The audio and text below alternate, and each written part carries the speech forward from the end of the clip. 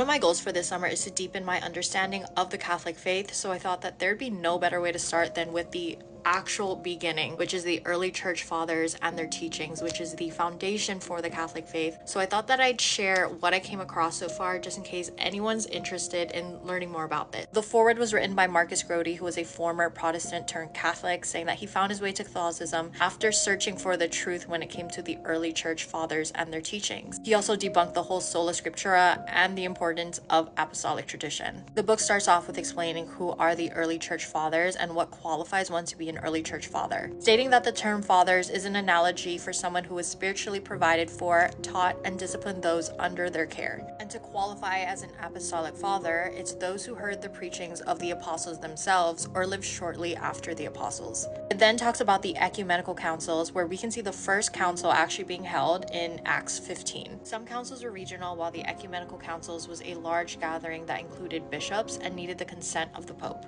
Here are a few important councils. Nicaea I, that was held in 325, that defined the divinity of Christ and also wrote majority of the Nicene Creed that is said at Mass. Carthage of 397, and Hippo, which dealt with the canon of Scripture. Council of Ephesus 431, that defined Mary may be called Theotokos, God-bearer or Mother of God. Nicaea II in 787 for opposing iconoclast heresy by defining the legitimate use of icons. Most of the misunderstandings that we have today as Catholics or as Christians as a whole can be traced back to a lot of these ecumenical councils and what the early church fathers had to say. I'm really excited to see how this will impact my Catholic faith journey, and if you're also on this journey as well, feel free to follow so we can also learn together.